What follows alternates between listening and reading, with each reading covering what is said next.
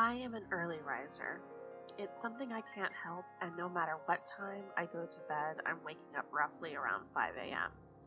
Sleeping in as if I stay in bed past 6 in the morning.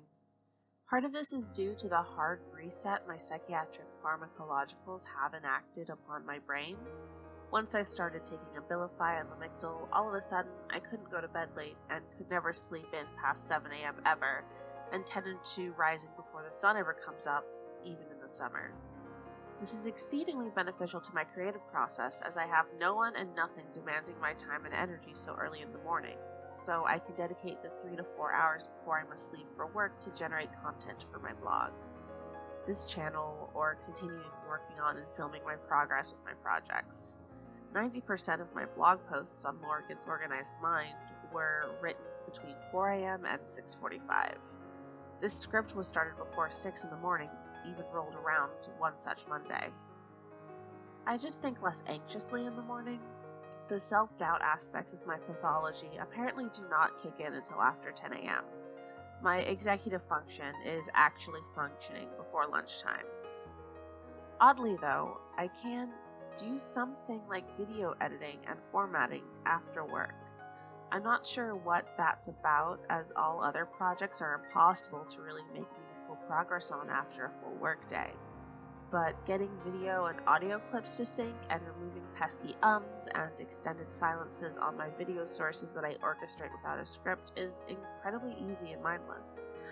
I'll have to watch more video lessons on productivity and inspiration to really provide good insight as to why that is. Potentially it's because the decisions made in such a project are a tad more obvious than those of drawing and painting, and are easier to undo than crochet and cross-stitch.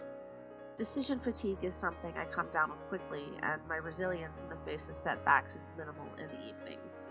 So while the work of video editing can be lengthy and potentially strenuous, the amount of brain power required for making a video of this quality isn't much, at least compared to the other options.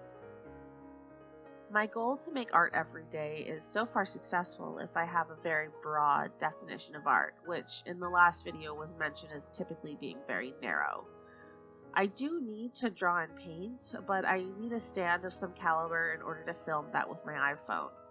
Unfortunately, I don't have a stand for my phone anymore, so that's on the list of essential purchases. A DSLR who?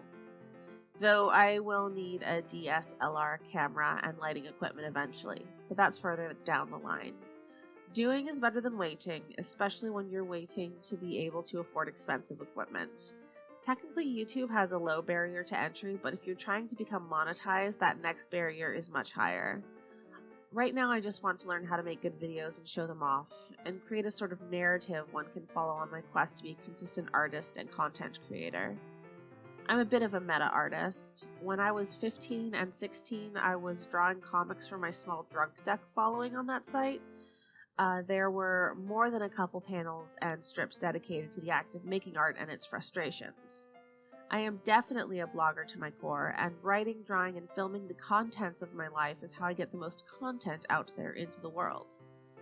The voice of imposter syndrome insists I'm incredibly boring, my thoughts and perspectives are unneeded, and this is all really a load of navel-gazing no one cares about. I can't argue the fact that this is navel-gazing in particular, but no one caring is relative, as is being boring.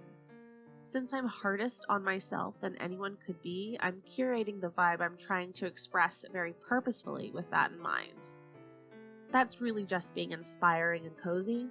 If other people could potentially be pushed through my work to make progress on their own projects, I feel as though I have accomplished something.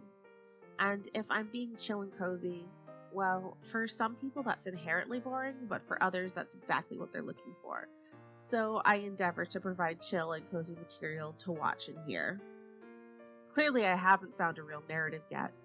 This is all getting to know me and my process. Once I finish these 2 smaller projects, I'm moving on to more involved projects to film and comment over, and potentially that project itself will be the narrative I am in search of. This is all exposition before we get to the meat of the plot, if we think of this in literature terms. Well, thank you for watching, and if it strikes your fancy, please hit the subscribe button, leave some cozy comments below, and check out my prose and essays I've posted to my personal website linked in the description box. My Twitter account is there too. TTFN, and have a lovely day.